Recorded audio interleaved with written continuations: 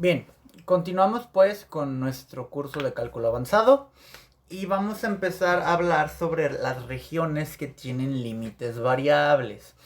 En videos anteriores hablábamos sobre las integrales iteradas y cómo el hecho de que tuviéramos una región completamente rectangular nos daba la libertad de elegir el orden de integración que nosotros quisiéramos. Pero esto era cuando los límites de las regiones de integración eran constantes. Ahora vamos a hablar del caso cuando los límites son variables. Existen regiones que no pueden ser descritas de manera regular. A por regular simple y sencillamente me refiero a de manera constante. Debemos recordar que en los ejemplos anteriores, cuando teníamos límites constantes, lo más arriba que yo podía llegar, en dado ejemplo por ejemplo, era el número 1. ¿Ok? Yo de aquí no podía pasar. Sin embargo, en este dibujo no aparece ese mismo fenómeno. ¿Por qué? Porque si bien aquí lo más arriba que puedo llegar es el número 1, aquí lo más arriba que puedo llegar, por ejemplo, es el número 2. Sin embargo, yo no puedo llegar y generalizar mi integral. Ah, sí, vamos a integrar de 0 a 1. ¿Por qué? Porque eso no es cierto. En determinado momento, por ejemplo, también yo puedo llegar nada más al 1.5. Son muchos valores, por eso decimos que es variable, porque cambia. Aquí puedo llegar al 1, aquí puedo llegar al 1.2, aquí llegué al 1.5, allá llegué al 2. Entonces, tenemos que tener cuidado de que tenemos que ser específicos en cómo vamos a describir esta región. ¿Cuál va a ser la mejor manera? Pues ver cuál es la curva que describe el límite. Esta curva pues no deja de ser una función. También la podemos llamar f de x si quieren. ¿Ok? Aquí el chiste es que hay una función que estoy utilizando como referencia para describir la región de integración con la que quiero trabajar. ¿Ok?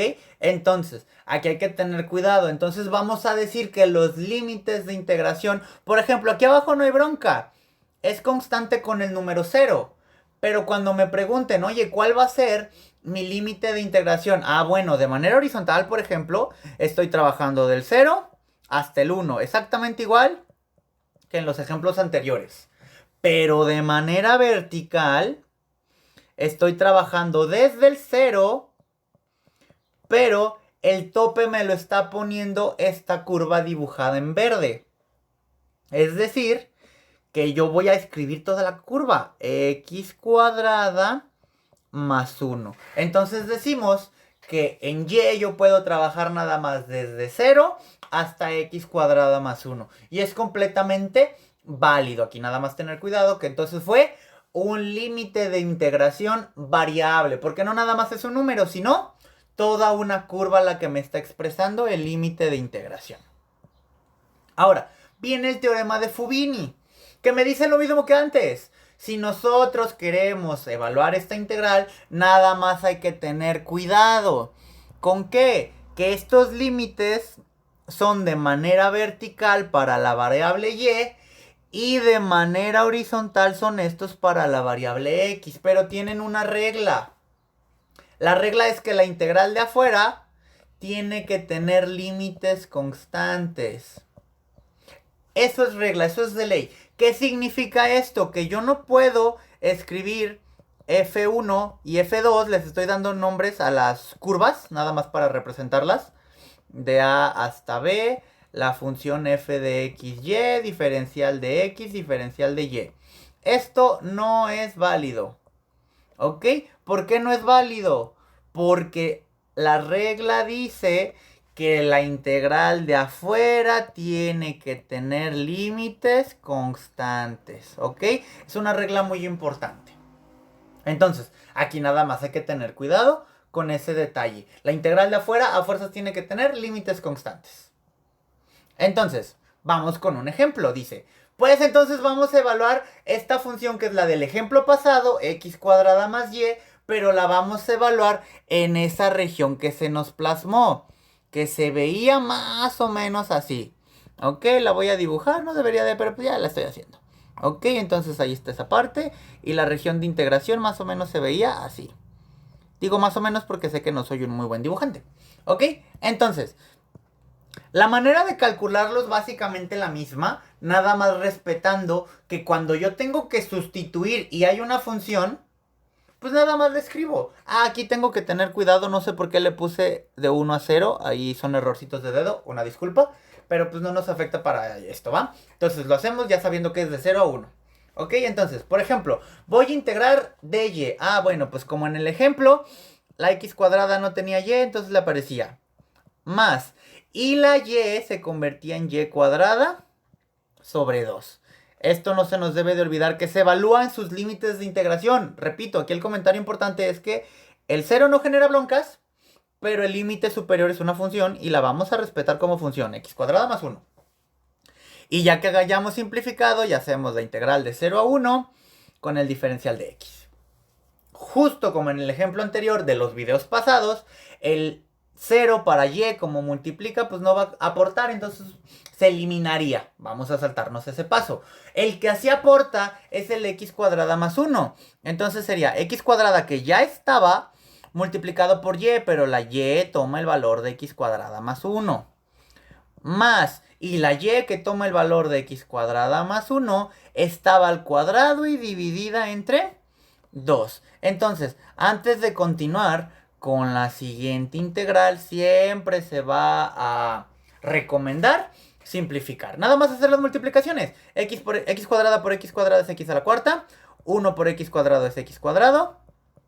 Acá sería expander todo el binomio y dividirlo entre un medio. Entonces sería un medio de x a la cuarta potencia más x al cuadrado más un medio. Este se puede simplificar más, pero no lo voy a hacer para no perder tanto tiempo. Entonces, ya con este, que ya está más sencillo, ya puedo integrar para después simplificar. ¿Ok? Entonces voy a borrar este espacio para ya realizar la integración de la parte de abajo. ¿Ok? Seguir las reglas básicas de integración.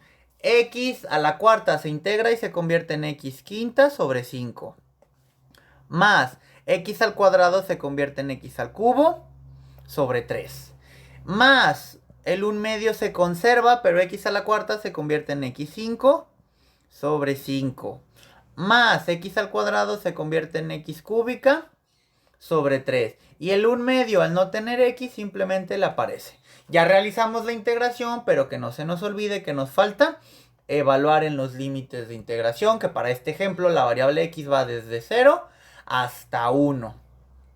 Nuevamente, en el límite inferior, el 0 no aporta porque va a multiplicar. Hay que tener cuidado. Que sea 0 no siempre significa que voy a tachar todo. Hay que respetar las operaciones. Pero como aquí son puros polinomios, yo sé que 0 a la quinta y 1 medio por 0 y 0 al cubo siguen siendo 0. Por eso en este ejemplo el 0 no aporta.